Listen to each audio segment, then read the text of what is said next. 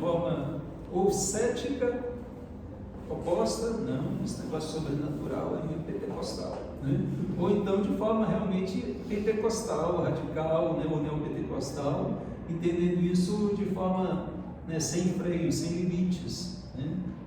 É claro que quando nós, com fé, nós vivemos o sobrenatural. A oração é um ato sobrenatural. Você está orando, né, para alguém invisível, alguém que não está presente, que ouve, que responde, é algo sobrenatural. Então, o cristianismo vive no sobrenatural de fato, né? Não tem cristianismo sem o sobrenatural, né? Se tirar os milagres, o sobrenatural do cristianismo, não existe. Fica algo filosófico, algo ideológico, né? Mas o cristianismo é recheado, envolvido por milagres desde a criação, em todos os atos da redenção, durante a história da redenção, Deus fazendo milagres. A grande questão é que, e esses milagres hoje? Né?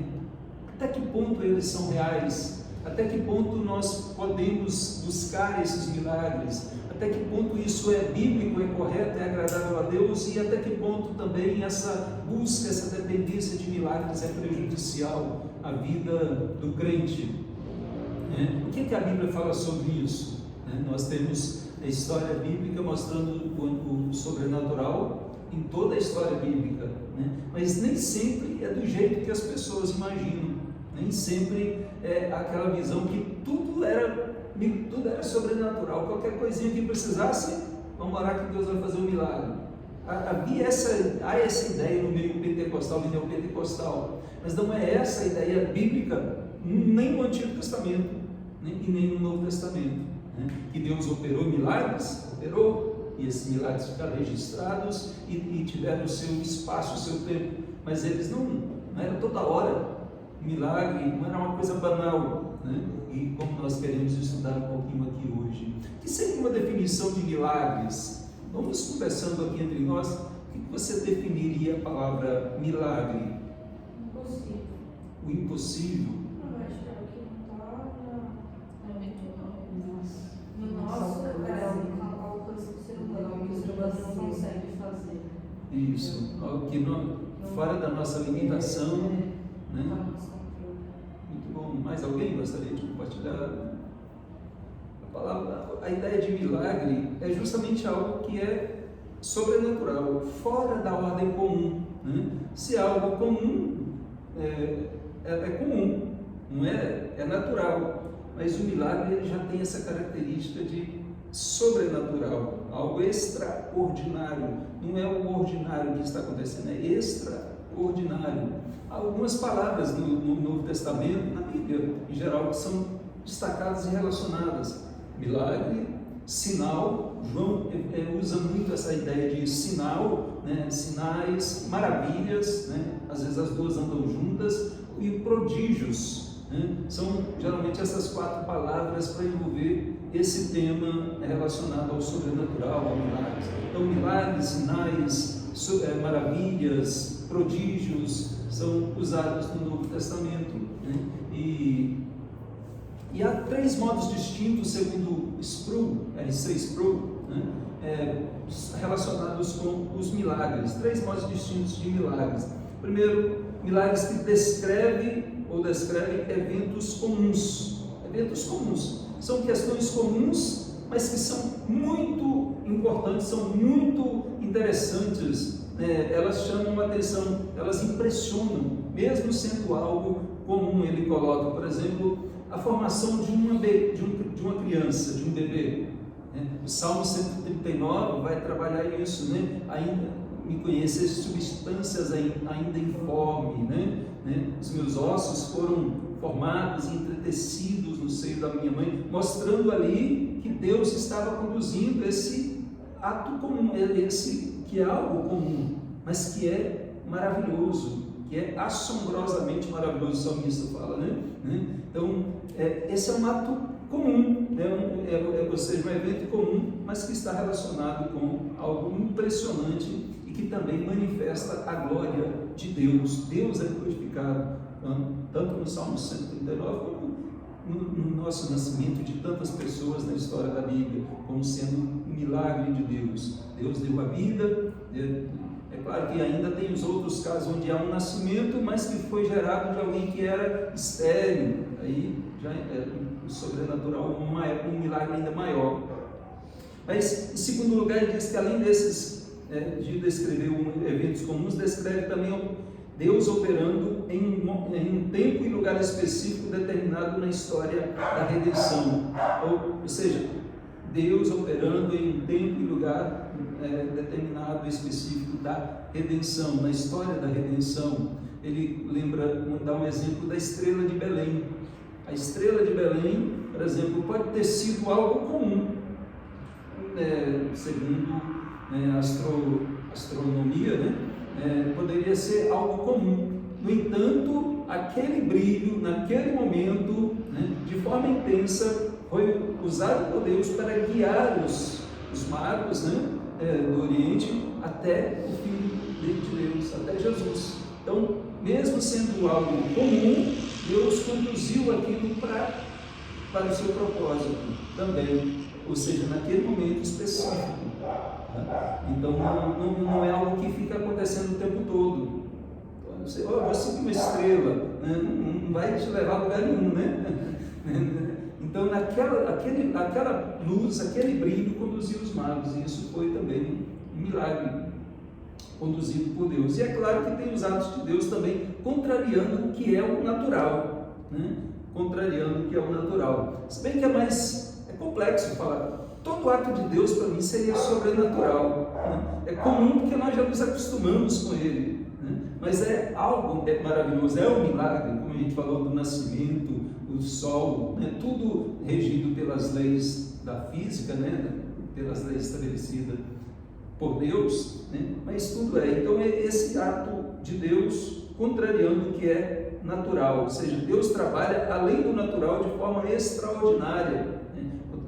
Vários milagres na Bíblia, nesse sentido, que é o termo mais técnico, vamos dizer assim, para milagres. Transformar água em vinho, não é algo que se vê, não é algo normal, Então foi o primeiro sinal, o primeiro milagre de Jesus. Então, ressuscitar o morto, ou um morto de 4 dias, como foi o caso de Lázaro, também é algo extraordinário, rompendo o natural de fato, indo para o sobrenatural. Então são esses 3 modos aqui que ele coloca. Mas no nosso meio teológico há pelo menos 3 perspectivas acerca eu colocaria 4 perspectivas acerca de milagres. Primeiro temos os céticos, aqueles que não creem em nada, não creem em Deus, não creem no sobrenatural, eles acham que tudo é obra do acaso, tudo o que existe é a matéria e tudo veio do nada,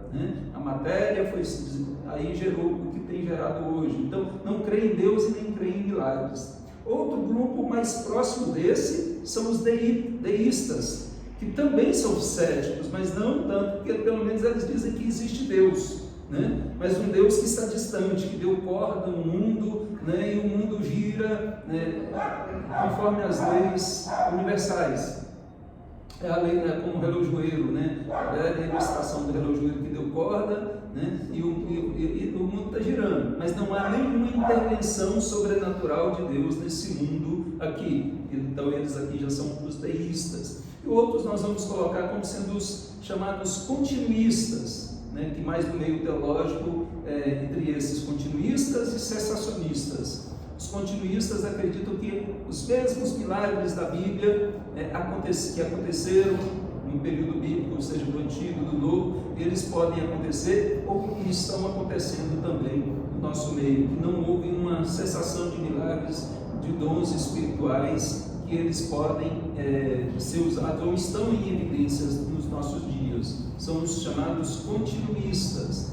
Os milagres são uma realidade para os nossos dias. E os dons, vou separar aqui porque eles creem em milagres. Os cessacionistas, eles acreditam que os dons cessaram, os milagres e os dons espirituais, tais como estavam no Antigo Testamento, no Novo Testamento ali, os dons espirituais extraordinários, eles cessaram, cumpriram o seu propósito para aquele momento, né?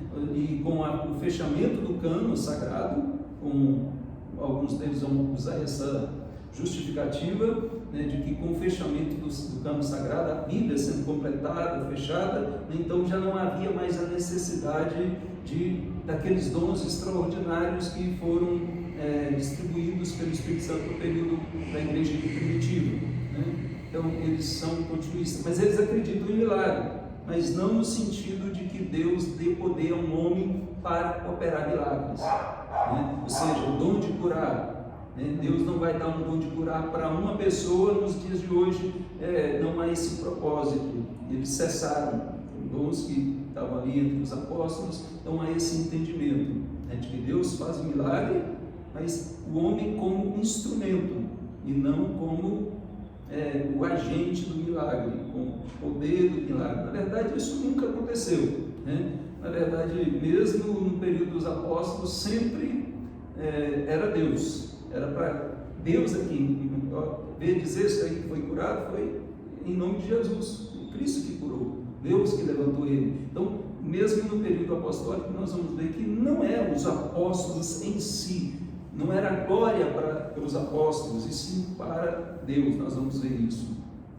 Mas tinham propósitos também, tá? Então, esses céticos, deístas, os continuistas e os cessacionistas. Então, esse grupo que eu estou resumindo aqui, só para a gente entender um pouquinho essas linhas. Deu para se identificar? Alguém aqui cético? Não crê em nada, em milagre? Alguém aqui deísta? Certamente que não, né? Mas aí a briga maior é alguém aqui continuista, alguém aqui cessacionista, ou um outro intermediário desse aí. Eu acho que eu estou no meio intermediário desse aqui. Eu não sou nem cessacionista e nem continuista, como hoje se vê, as pessoas acreditando que tudo aí é dom espiritual, estão falando lavachúrias e achando que é dom de língua, né? Não creio nisso também. Revelações, tem revelações e diz, olha, isso aqui é Deus, quando na verdade nada se cumpre, não tem. Foi quase que uma moda, a unção, né? Parece que essas coisas parece que dão uma diminuída, né? Mas a unção disso, tinha até a unção do riso. Acho que elas ainda não cessaram, não. É gente que não está nesse meio. Sério? Eu acho que eu falar até de unção de andar na parede, era uma coisa louca. Eu acho que piorou, irmão. Será? A gente vê cada coisa na internet, que às vezes chega lá, eu não saio procurando isso não, mas às vezes tem os irmãos reformados que eles gostam de postar para poder mostrar, isso é dentro da igreja, né? A unção do avião, né? E a pessoa sai com o avião, tem a unção da lagartixa, né? De ficar não tem limite não, né? Aí não. Você imaginou Lutero em vez dos nossos dias? Copiando os apóstolos. Copiando Jesus. Zelaminha, fazendo laminha e curando o cego. Ai, que horror. Então, nós temos esses grupos aí, geralmente, né? Então, estou perguntando aqui para vocês já estudaram sobre isso, já se definiram teologicamente, biblicamente? Eu sou continuista, eu sou cessacionista, vocês já pensaram sobre isso? Né? É importante às vezes a gente parar para refletir um pouquinho, né? Porque tem hora que, senão a gente vai acabar entrando numa contradição. Tem hora que a gente é cessacionista, não, isso aí eu não acredito. Tem hora que a gente vai ser continuista, não, eu acredito, né? Nos dons, no milagre, né? Então a gente precisa às vezes ter uma firmeza espiritual para poder se posicionar e para poder também não ficarmos levados de um lado para o outro por qualquer vento de doutrina, né? Temos maturidade espiritual para poder decidirmos isso, né? Então o tema proposto hoje é sobre isso, sobre milagres, né? E eu queria trabalhar aqui a questão de que os milagres, perguntando quais foram e quais são os propósitos dos milagres feitos por Deus no nosso meio. Quais são? Primeiro, quais foram? Né? Eu quero dizer que o milagre ele não é um fim em si mesmo. Nas Escrituras nós não vamos ver isso acontecendo do milagre por milagre, né? E parece que as pessoas estão atrás de milagre por milagre, Depois que passa o milagre, opa, legal, né? Mas para quê? Não sei. Tem que pegar outro, né? Mais fresquinho. Tem que vir um outro, e mais um outro, e mais um outro, né?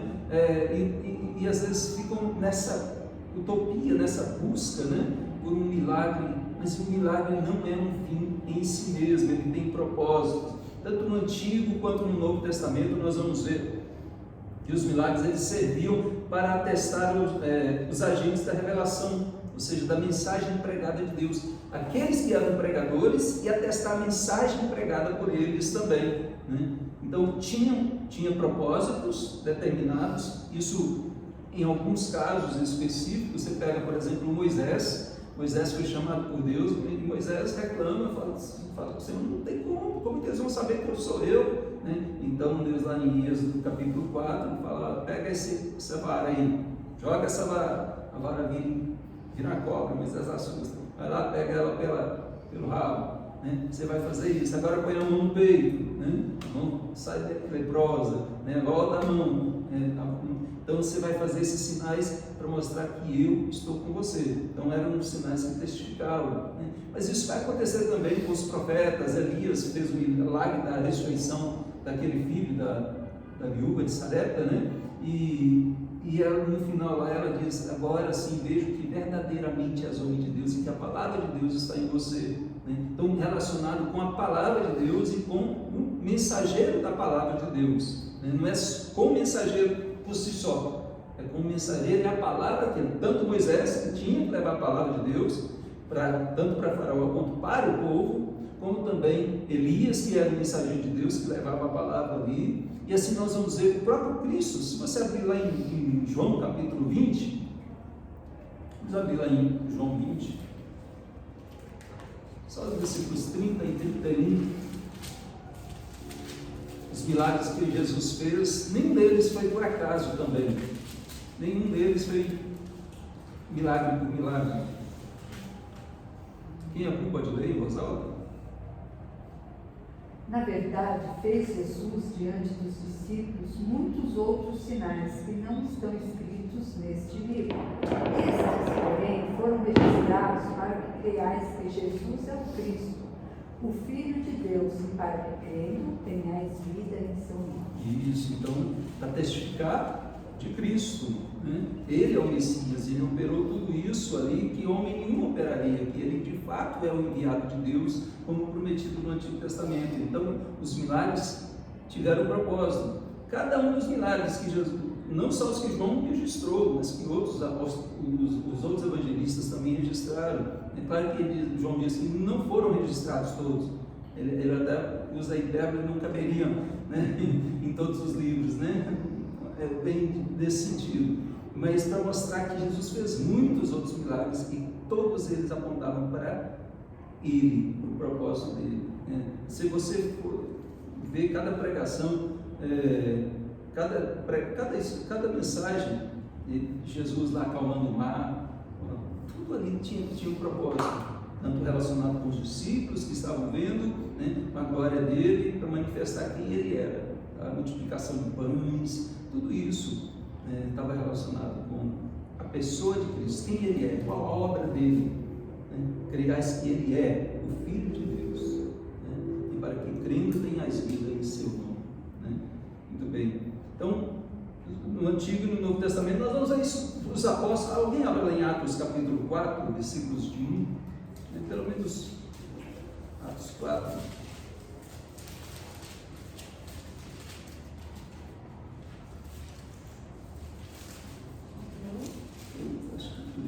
Não vou ler tudo de 1 a 17, não.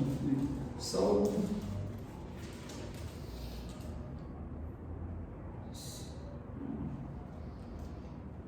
17 é muito.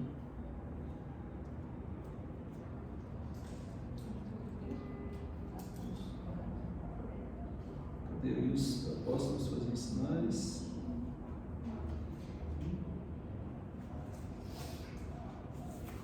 Não, desculpe, é 5:12, eu estou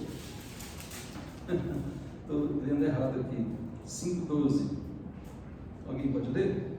Muitos sinais e prodígios eram feitos entre o povo pelas mãos dos apóstolos. costumavam todos reunir-se de comum acordo no pórtico de Salomão. Então, muitos sinais e prodígios eram feitos no meio entre o povo pelas mãos dos apóstolos, né? Lembremos que isso sempre tem o propósito de mostrar que os apóstolos são os enviados de Cristo, né? Nós vamos ver lá na frente, Filipe prega o Evangelho, mas enquanto Pedro e João, acho que é Pedro e João, não sei, que não chegam lá para poder impor as mãos, o milagre não acontece, para testificar dos apóstolos ali, em meio aos outros povos samaritanos, em meio aos gentios, tá? Então, é desse jeito que as coisas vão acontecendo, para testificar o mensageiro e a mensagem apostólica, tá? Então, e é claro que estava relacionado também com os apóstolos e as pessoas próximas dos apóstolos, mas para evidenciar esse chamado divino também, tá? Então, os apóstolos, uma outra questão importante sobre o propósito dos milagres, eles apontam para além dele. A palavra sinal, né, sinais, né, não são sinais em si, são sinais que apontam para algo que vai além do próprio sinal, do próprio milagre, né? Então, eles têm uma perspectiva também de cumprimento escatológico, mostra a nossa esperança escatológica. Quando há uma cura de uma pessoa aqui, essa cura não é por si só, ela traz o aspecto da esperança no novo céu e na nova terra, assim como a ressurreição. Deus ressuscita Lázaro, mas Lázaro vai morrer depois, né? Alguns anos depois, mas ele vai ressuscitar no último dia. Então é a esperança nossa também, esses sinais mostrando onde não haverá choro, onde nós vamos ser restaurados, né? Curados, transformados. Então há esse aspecto também do propósito de apontar para a nossa esperança escatológica também. E é claro que tudo deve visar sempre a glória de Deus e não do homem. Em nenhum lugar nós vamos dizer que o homem vai ser glorificado, né? Os apóstolos, eles vão dar glória para Deus. Isso que vocês estão vendo aqui é Cristo. Paulo faz milagre lá, as pessoas vão adorá-lo, ele e Barnabé, né? Eles rasgam a roupa e falam: não somos nós, é Deus, né? Nós temos pregado. Então a glória deve ser sempre dada a Deus. Mas infelizmente hoje, no meio do charlatanismo que a gente vive, parece que são os curandeiros, os homens é que são exaltados, a promessa é o homem. Olha, fulano é curador, fulano vai fazer, e o foco é no homem. Os apóstolos não tinham isso. Os apóstolos sempre atribuíam tudo a Deus, e a glória é de Deus. E todo milagre, tudo que acontecer no nosso meio, né, nós precisamos também ter essa perspectiva, não só nos milagres, em tudo, né? Tudo é por Ele, por meio dele e para a glória dele, né? Então, se o homem está recebendo essa glória, já perdeu o sentido, perdeu o propósito do milagre, já desviou, está roubando aquilo que é unicamente de Deus, tá? Então, deu para entender essa questão também dos propósitos, amados? E outra questão que eu queria abordar hoje sobre a questão dos milagres é de que a relação dele, a fé, ela é indispensável para a realização do milagre, ou dos milagres. A fé, é preciso ter fé para poder o milagre acontecer, né? É e não é. Há situações que nós vamos ver que deve ter fé para que o milagre aconteça. Por exemplo, Jesus diz. Tem gente que foi curado sem pedir.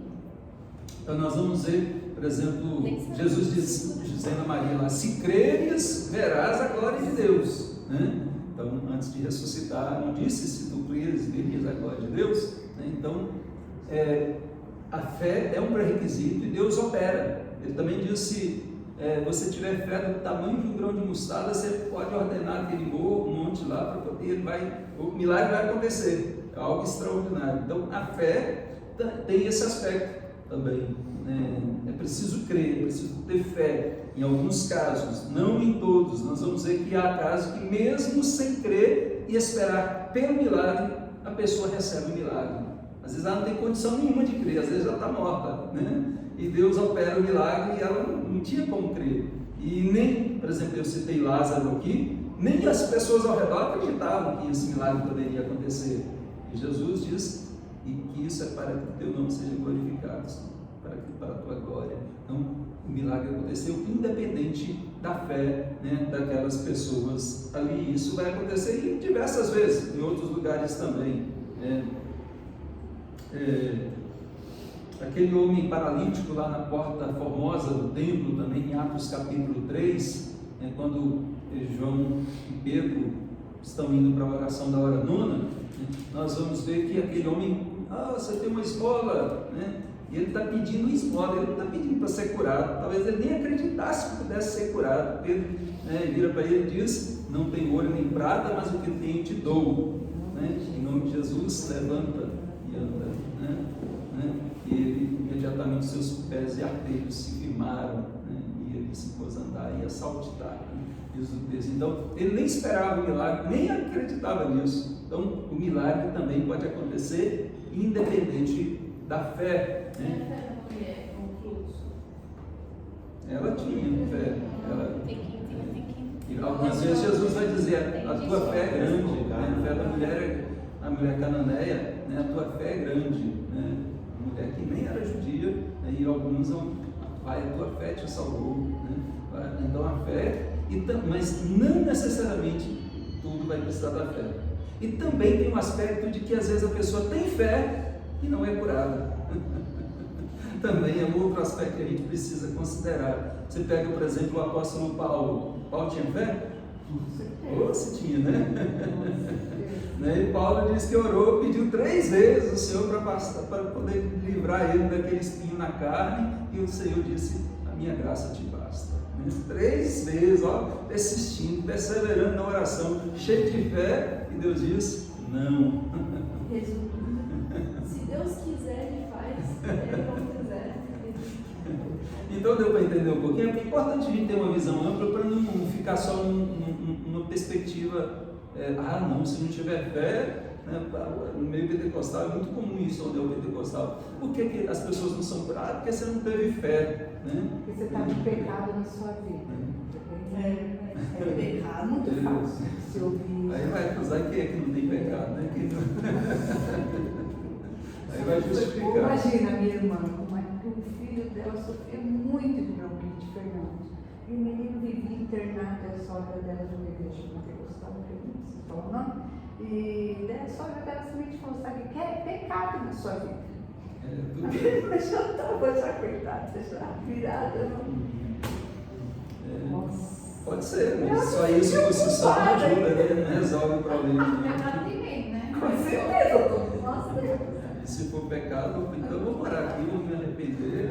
E se for pecado, vai sair, vai sarar. Como Davi orou, né? Enquanto ele calou, depois que ele confessou, foi curado. Então é possível, né? Mas então vamos curar. Mas se orou, se arrependeu e não continua. Como que era pecado? Então você é falsa profeta?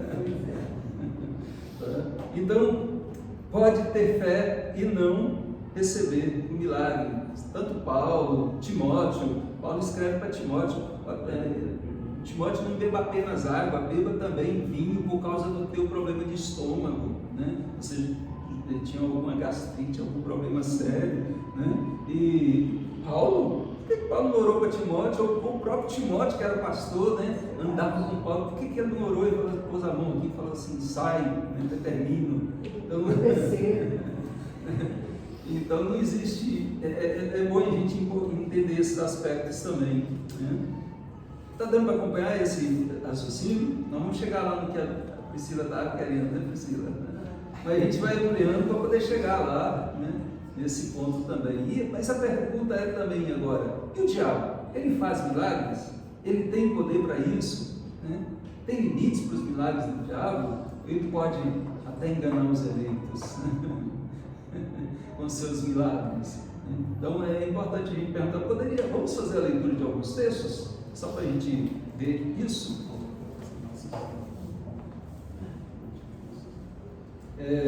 Mateus 24. Eu diria: o diabo e seus agentes. Não só o diabo, às vezes um espírito maligno, um demônio, um anticristo. O que eles podem fazer? A Bíblia nos diz. Outro abre em 2 Tessalonicenses 2,9. Outro em Apocalipse 13. vai admitir.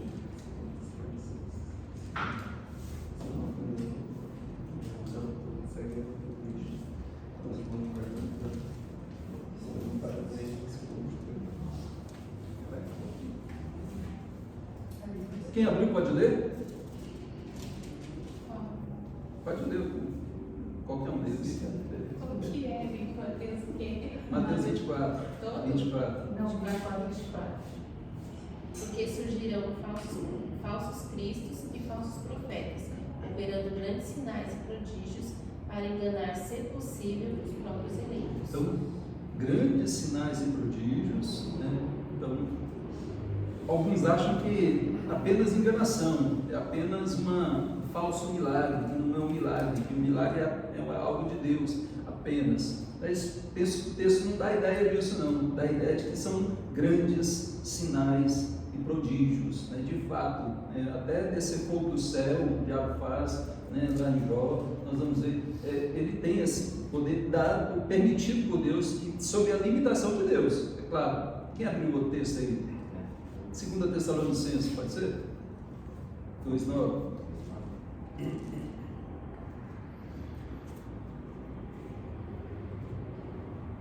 Ora, o aparecimento do inimigo é segundo a eficácia de Satanás, com todo poder, sinais e prodígios da mentira. Isso, então com todo o poder, sinais e prodígios da mentira, né? Então, aí daria para entender que são falsos, que é enganação, né? Ludibriar, né? Mas pegando com outros textos, a gente vai entender que realmente o inimigo pode fazer milagres, pode fazer sinais e pode enganar, se possível, os eleitos, né? Então, é importante às vezes discernir isso. Quem abriu o texto pode fazer a leitura? Apocalipse 13. Ótimo. O que nós estudamos ali parece um milagre também, né? Faz com que a terra e seus habitantes adorem a primeira besta cuja ferida mortal fora curada. Também opera grandes sinais, de maneira que até o fogo do céu faz descer a terra diante dos homens. Isso, então veja que, né, a besta que é seguida, aqui é sobre o poder também de Satanás, do diabo, né? Ela está seguindo a ele e está fazendo o poder dele. Muito bem. Teria outros textos aí, mas eu queria abrir em Oséias 4:12, só para a gente voltar um pouquinho lá no Antigo Testamento. E sem falar que nós temos lá no livro de Jó, Deus o diabo fazendo sinais, ferindo Jó, colocando doença em Jó, né? Nós vamos ver isso acontecer.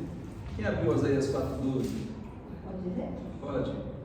O meu povo consulta o seu pedaço de madeira e a sua vara lhe dá resposta, porque o espírito de prostituição os enganou. Eles, prostituindo-se, abandonaram o seu Deus. Olha, interessante que o povo está na idolatria, numa vara de madeira, mas Deus está dizendo aí que a vara de madeira responde. Olha só o prejuízo deles, né? Para que eles fiquem ali apegados àquilo mesmo, né? Romanos fala que Deus entregou. Você quer isso mesmo? Fica aí enganado, iludido, né? Foi enganados por um espírito de prostituição, né? Relacionando essa prostituição cultural aí. Então veja que às vezes é possível. Olha para uma estátua e ela atende, né? Muitas vezes Deus vai permitir. A gente escuta muitos testemunhos de pessoas que vão, por exemplo, em Aparecida, né? Vai lá agradecer por algo recebido e a pessoa recebeu de verdade, né? Curada e outras coisas, não só cura, né? Sim. Então, às vezes Deus permite. Esse texto aí encaixa nisso, mostrando que às vezes Deus permite isso, entrega a pessoa a loucura dela. É loucura você ir para o ídolo. Né? E o texto está dizendo que a sua vara responde, de forma até irônica mesmo, mostrando que isso é um caminho maligno em que Deus permite que tal coisa aconteça. Né? Pode falar. Por exemplo, uma situação, uma pessoa que foi Aparecida, né? O Guru pediu, rezou lá, o santo, e aconteceu um milagre. Aí foi o diabo que fez, ou uma situação pode ter sido Deus que fez? Não saberemos. Pode ser. Eu acabei de pensar a mesma coisa. O que curou foi a fé manifestação. Só para você entender, a glória vai para quem ali? Vai para o santo. Só para você entender para quem vai ser a glória, já mostra que não pode ser de Deus. E se foi Deus, está tudo errado ainda, né? Às vezes, o que é possível Deus fazer, na ignorância, pode, Deus é poderoso, Deus é soberano, né? A nossa ignorância, Deus nos socorre. Às vezes Deus tem eleitos ali também, né? Que agora estão cegos ali na idolatria, mas Deus vai restaurar, vai salvar, vai libertá-los dessa cegueira, como eu era também, né? Minha mãe, e assim, então, Deus não está limitado a um, né? Por isso que é difícil de dizer que tudo é o diabo, né? Ou que tudo é enganação, a manipulação, espírito de prostituição. Não estou dizendo que tudo, né? Que Deus é poderoso para fazer. Então, bom, teria vários outros textos aqui para a gente ler e falar, que aí entraria em várias outras questões. Dom de cura, por exemplo, né? Tem o dom de cura hoje ou é só uma manipulação de fato, né? É um charlatanismo? É uma pergunta para a gente refletir, né, sobre isso. Agora, quando vai ser? É um charlatanismo. Tem mais enganação. Então, em 1 Coríntios capítulo 12, Paulo vai citar lá dons de cura. Na verdade, a única lista dos dons, né? 1 Coríntios 12, está até aberto. Versículo 9.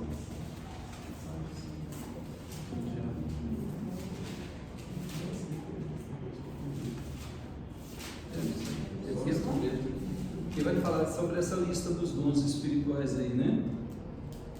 Aí ele começa lá no início, vai trabalhar, e no final do versículo 9 ele diz: a outro no mesmo Espírito, a fé, e a outro no mesmo Espírito, dons de curar, a outro operações de milagres, a outro profecia, e aí por diante. Então, dons de curar está nessa lista. É a única, na verdade tem a outra aqui, nesse capítulo, lá no versículo 28, se a gente considerar duas listas dentro de um capítulo, então teríamos em duas listas.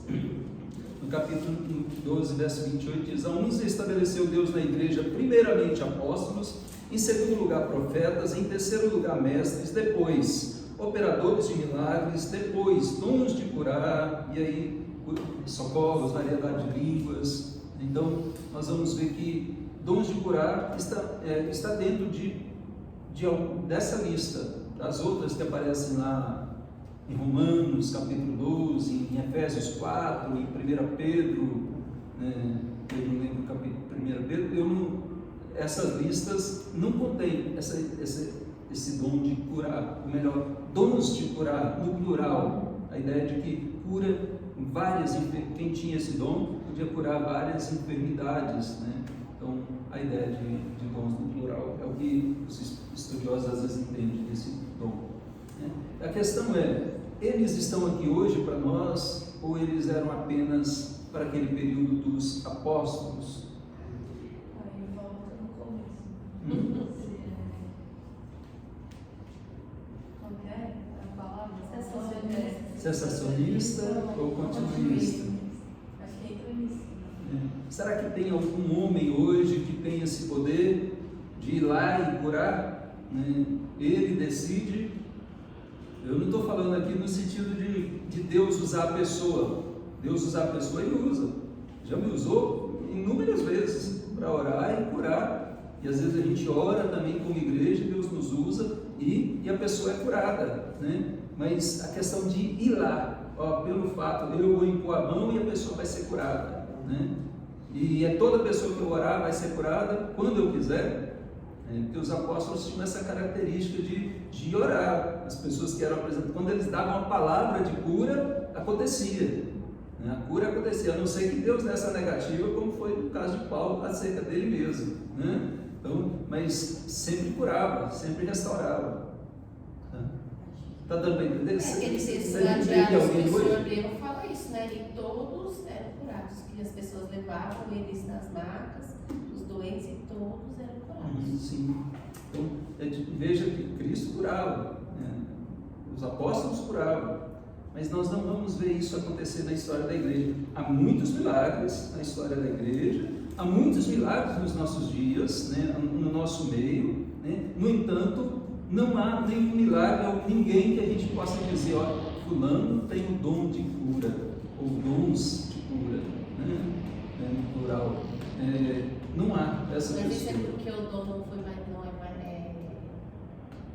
Cessou. ou é porque as pessoas não buscam mais isso? Porque os apóstolos não buscaram, foi dado a eles, né?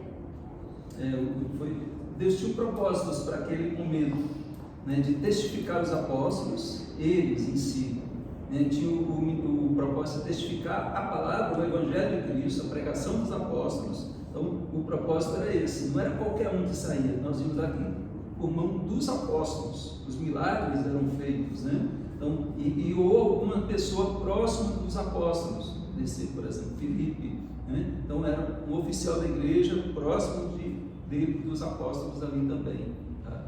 Então não é qualquer um que tinha esse poder de ir curar, né? De fazer, operar esse milagre de curar as pessoas. Então é por isso que não tem hoje. Aí então se entende que, a maioria entende que com a morte dos apóstolos e o fechamento do cânon bíblico, não há essa necessidade deste dom, né, está em evidência hoje na vida das pessoas, tá? Então, o que depende é de Deus, é da vontade de Deus, né, de Deus curar. Nós oramos, seja feita a tua vontade, Senhor, né? Se o Senhor curar, Ele é Deus, se Ele não curar, Ele continua sendo Deus, né? Se eu determinar a cura e ela não acontecer, eu sou falso profeta, eu sou mentiroso, né? Não é Deus que é mentiroso, não, é o profeta que está falando isso, tá? Então ele não pode fazer isso. Ele, por exemplo, agendar a campanha da cura, da libertação, né? Você vem aqui hoje e você vai ser curado, né? Então já está determinada a sua cura, pode vir. Você não vai ver isso em lugar nenhum nas Escrituras, o apóstolo marcando, agendando uma reunião onde as pessoas vão ser curadas, né? Não tinha isso. Eles estavam indo pregando e as coisas aconteciam. Eles nem sabiam que iam curar ali, né? Então, acontecia segundo a vontade soberana de Deus, né? Então, o charlatanismo hoje e sempre focando na pregação, não era no milagre em si. O milagre tinha um efeito, o propósito aqui de atestar o apostolado e atestar a palavra. Hoje você vai nesse lugar, não tem palavra de Deus, né? Eles não pregam a palavra de Deus. Então, por que esses milagres estão fazendo ali? Para testificar o quê? O homem, uma denominação, uma igreja, uma religião à parte, né? Então não é para testificar a palavra. Então é importante a gente observar esse aspecto também, tá? E é claro que nós também temos hoje a oração, que é um recurso de Deus, onde nós oramos e Deus faz um milagre. Nós oramos e devemos crer. Se eu duvido, não suponho que vai receber de Deus coisa alguma. A fé é importantíssima. É importante eu saber quem Deus é, me aproximar dele, sabendo, crendo nele, no que ele é, no que ele fez, que ele é criador do universo, é todo poderoso, e que se nós estamos orando aqui, se eu vou orar por alguma enfermidade, eu oro crendo que aquela enfermidade pode ser curada sim, né? Não é determinando, né? Mas se for da vontade de Deus, né? Se for da vontade de Deus, Ele vai curar, e nós temos que crer, não orar já descrente, orar mais. Acho que hoje em dia é mais fácil isso mesmo. Infelizmente, acho que do mesmo modo que nas igrejas mais pentecostais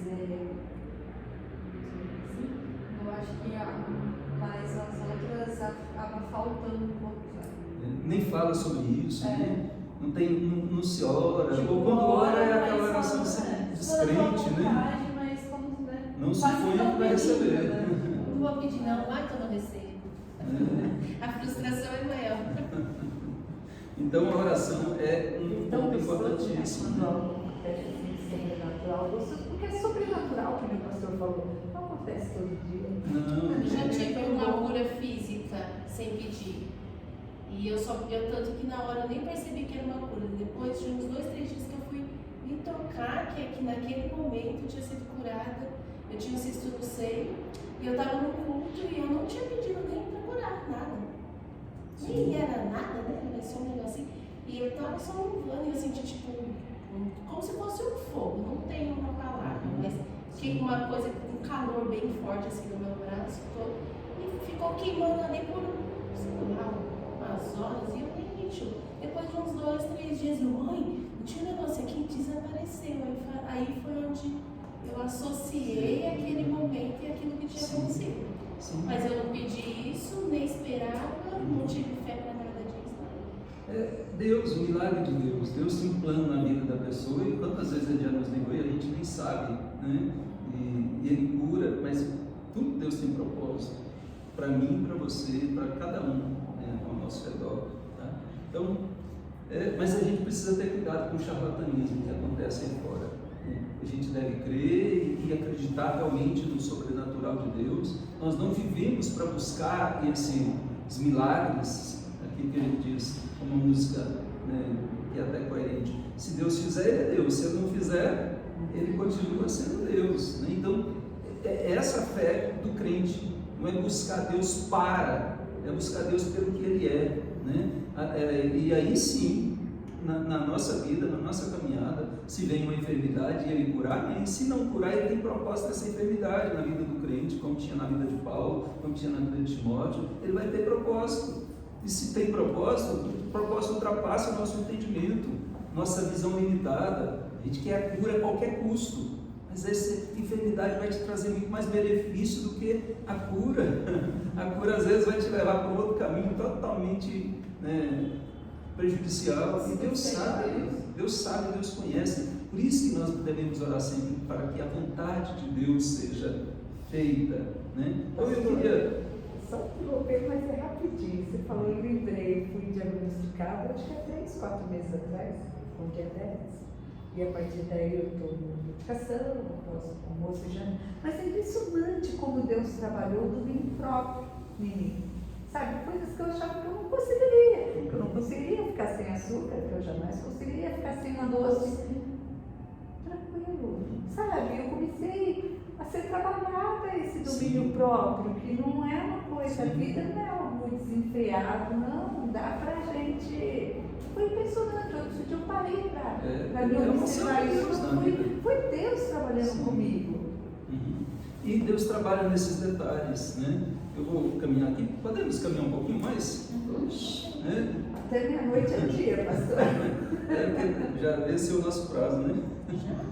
Eu acho que está vencendo aí, né? Entendeu? Mas a gente começou a dançar. Vamos lá. Agora, então, por que então nós não temos visto tantos milagres atualmente? Né? Como é a pergunta da nossa irmã? A gente já falou um pouquinho sobre isso aqui, mas queria tratar isso de outras formas também. Por exemplo, nos períodos de avivamentos espirituais, houve mais relatos sobre isso na história da igreja, seja nos Estados Unidos, na África, né, na Europa, os avivamentos, que houve alguns avivamentos na história da igreja. Tá? E nesse período, os relatos eram muito mais comuns de milagres que aconteceram na vida dos irmãos. Havia esse testemunho. Tá? Então, houve esse período. Tá? Mas também foram seguidos de outros períodos longos sem esses milagres, né, se evidenciarem. Então, o que a gente pode ver é que há momentos que Deus trabalha. Isso aconteceu também no Antigo Testamento. Você pega o período ali de Moisés, depois você vai passar muito período ali sem nenhum milagre. Né? Josué, não foram tantos milagres para contar a história de toda ali. O período de Juízes teve alguns milagres, o período de Samuel também um pouquinho. Os períodos dos profetas nós temos alguns milagres registrados por alguns profetas apenas, né? Elias, Eliseu. Né? Então, mas depois você não vai ver esses milagres acontecendo. Vamos ter anos, e não é porque o povo estava em pecado também não, porque não tinha propósito. Os propósitos tinham momentos específicos. Tá? No Novo Testamento também você vai ver vários milagres registrados, e às vezes registrados no atacado, né? E muitos milagres foram feitos, mas você não vai ver que era o tempo todo, qualquer coisinha tinha que ter um milagre também. Então Deus tem períodos que Ele pode operar e pode não operar. É baseado nisso que eu penso que nem o cessacionista e nem o continuista, né, pode estar certo. O cessacionista dizer que não, Deus não faz mais esses milagres. E o continuista dizer, não, Deus está fazendo o tempo todo esses milagres, e considerando qualquer coisa como milagre, né, como sobrenatural, como dom espiritual, né? Penso que se Deus fizer, Ele pode fazer determinado tempo, mas sempre com propósito. Se for para gerar um avivamento, operar um avivamento de arrependimento nas pessoas, de quebrantamento de salvação de uma cidade, de uma nação, né? de mudança, e Ele pode fazer numa região do mundo, né? Ou mesmo no mundo inteiro, se Ele assim quiser, né? Mas Ele pode não fazer e ficar tempos sem haver milagre. E o fato de ficar sem ter milagre não quer dizer que cessaram, quer dizer que nesse tempo, por exemplo, o povo ficou 400 anos antes de Mateus, antes da vinda de Cristo, né? Sem profetas, sem ninguém, Deus falar. Deus estava cuidando, soberanamente conduzindo a história, mas não houve, né, os milagres dos profetas ali falando. Então Deus pode fazer isso também. Tá? Então esse é um dos pontos porque que a gente às vezes não vê tantos milagres.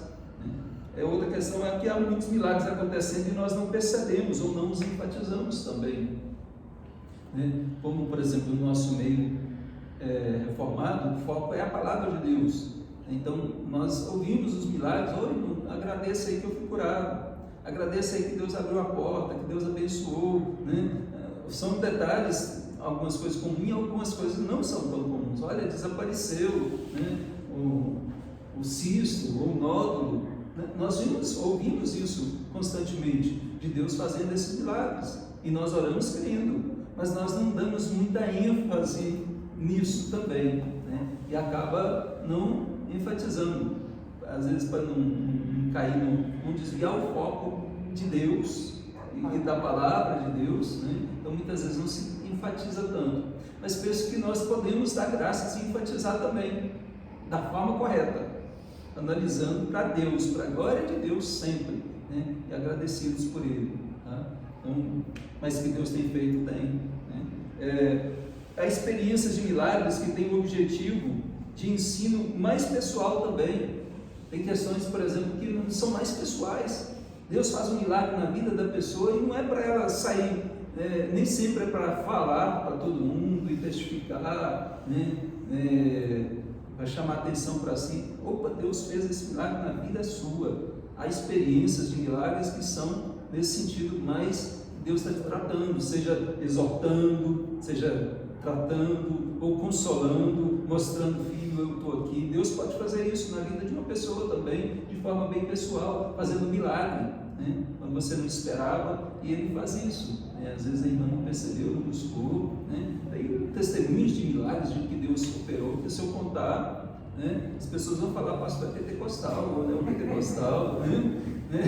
Pezinho na terra. Mas são experiências que não devem servir para a formação de doutrina. São ensinamentos para mim, para a minha vida, minha experiência com Deus. Foi marcante e Deus me deu essas experiências com Ele de forma sobrenatural, né? E eu fui usado por Deus nesse momento. Então, são experiências que a gente não transfere. Se eu contar para outros, não vai ter o mesmo efeito, né? Mas para mim foi. Às vezes você orou para curar uma dor de cabeça. Para que orar para curar uma dor de cabeça? Você tem uma aspirina ali, né? Você tem nem aspirina mais que se usa muito, né? Dipirona, analgésico. Paracetamol. Então, mas já orei, Deus curou também dor de cabeça, né? Assim. Mas eu vou sair de as pessoas não vão nem dor de cabeça, pastor. Mas para mim teve uma resposta de Deus, que Deus operou ali. Isso me fortaleceu a fé, né, de ver a graça de Deus, a bondade de Deus. Então, um detalhe, né, eu quero finalizar aqui justamente citando Albert Einstein. Né? Ele disse que só há duas maneiras de viver a vida. A primeira é vivê-la como se os milagres não existissem. Né? Não existe milagre, então você vive a vida como se não tivesse milagre. Né? E a segunda é vivê-la como se tudo fosse um milagre. Como se tudo fosse um milagre. O acordar, o estar aqui, né? Todas as suas células estão em funcionamento, né? Todo o seu corpo, você está aqui louvando. Né? Então, eu espero que tenha respondido um pouquinho a pergunta da nossa irmã, né, Priscila, e a gente ter tido uma visão mais panorâmica. Eu poderia entrar em detalhes sobre os dons espirituais, mas penso que não daria tempo aqui, né? Mas não está ocasião. Eu sou continuista e sensacionista.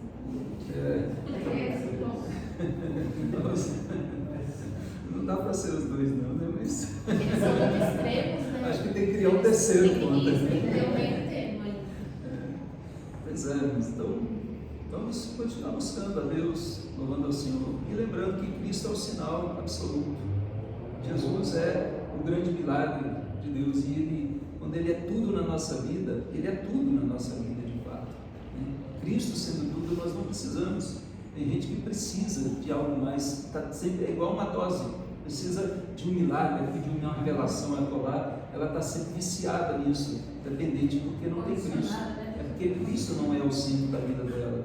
Quando Cristo é o centro da nossa vida, nós queremos agradar a Ele pela palavra dEle, fazer a vontade dEle, e Ele é tudo. Se vier outras coisas, amém. Se não vier, nós estamos em paz. Se vier uma enfermidade, Deus curar, amém. Se não curar também, nós estamos, Senhor, como Paulo, colocar com Cristo, que é incomparavelmente melhor, né? Então a fé é nessa certeza de que Cristo é tudo para nós, amém? Então vamos colocar os nossos pedidos de oração.